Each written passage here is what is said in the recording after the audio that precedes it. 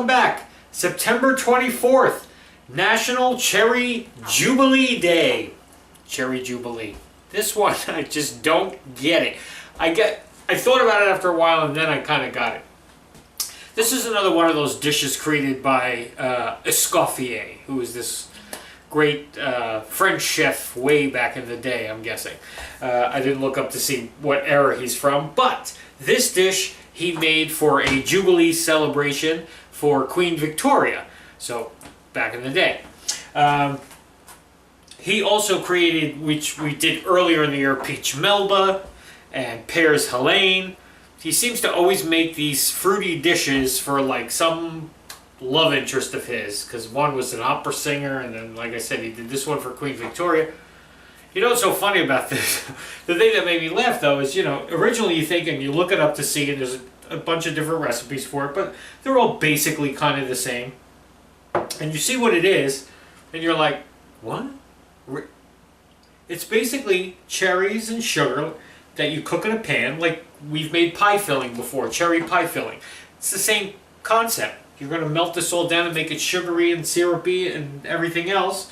A little lemon zest in it. Then you're going to pour it over some ice cream and there you go.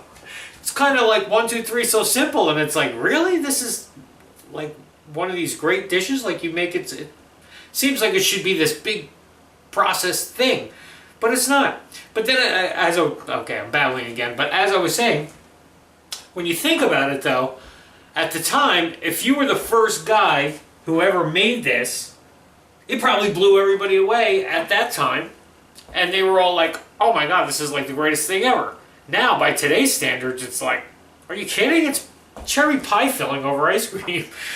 The only difference with this one is you take a little bit of this alcohol. We're using that Kirsch. We bought that Kirsch liqueur for some other recipe way back in the beginning. This big bottle of this stuff, and I have no use for it.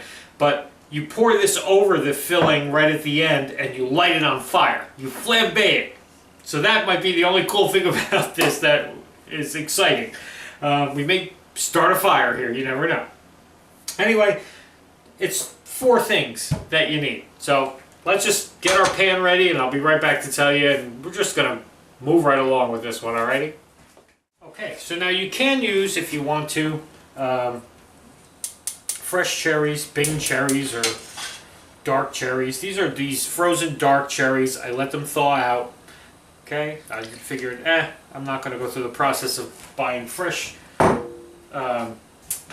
cherries and having to pit them in the whole. I'm not doing that. Not for something as simple as this. Maybe if it was some big thing, I'd say okay. Anyway, so you're going to put your cherries in your pan. You have it's just a bag of cherries, like a 12-ounce bag. You have a half a cup of sugar, so you're just going to sprinkle that in here, okay? We're on like a medium heat here.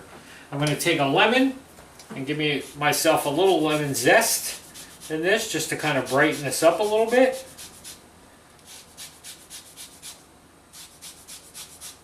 Love these microplanes. If you don't have one, you got to get one. Okay, a little lemon zest there. And then I'm just going to put a little bit of fresh lemon juice on the top. Just half of the lemon.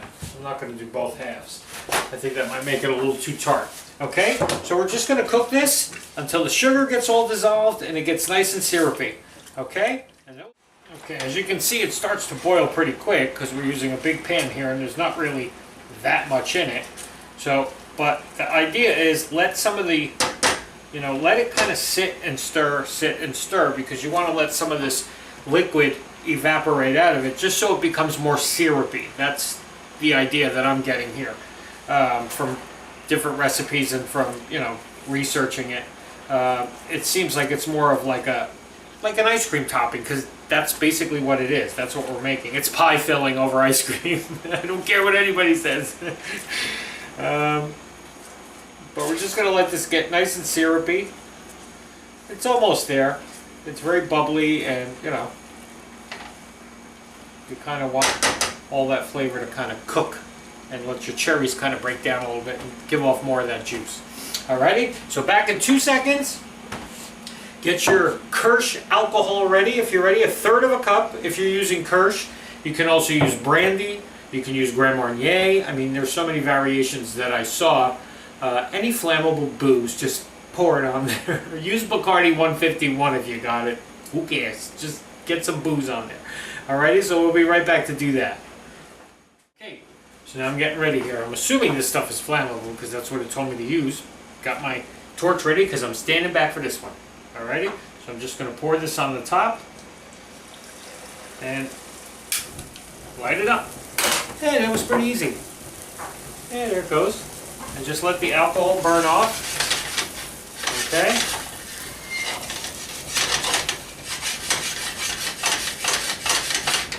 Which it does. Ta-da! Cherries Jubilee! That's it.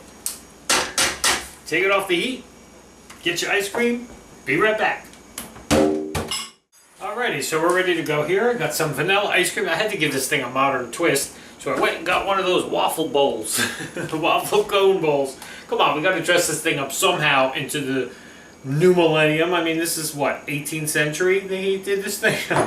17th century? God only knows.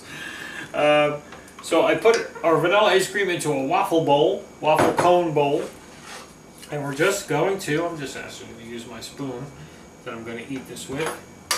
And we're just going to, so you can see what I'm doing here, I'm just going to ladle some of our cherries and syrup over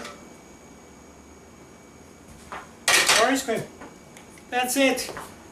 I'll hit this when I turn around. That's it.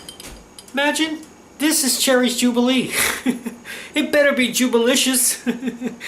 Alright, let me just get some of this here and see. I mean, if you're a fan of like cherry ice cream, I have a friend that's crazy about cherry ice cream, then this is your jam for sure. It's actually really good. I mean, again, you got to really be a fan of cherry and ice cream. You know, if you like Cherry Garcia or one of those kind of funky ice creams, I mean, you'll love this. It's nice and you get the warm of the cherry and the cold of the ice cream. I mean, it's perfect. It's like a sundae, but you know, a cherry sundae. Cherries Jubilee. I know, 1, 2, 3, easy today. But I didn't make this thing. Escoffier did. Alrighty. Got a couple cool things coming up in the next day or two. One of them I'm really excited about because I've never done it before. But you'll have to come back and see what it is. Alrighty? Have a good day, everybody. See you tomorrow.